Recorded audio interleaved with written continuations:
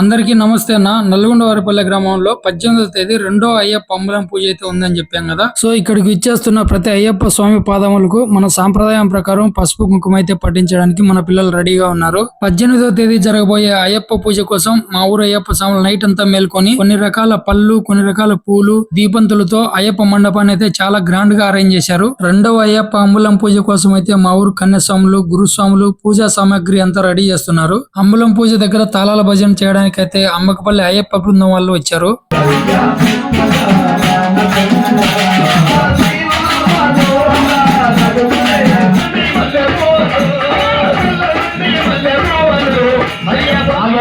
నల్గొండపల్లి నాగేంద్ర 70,000 మూడోసారి.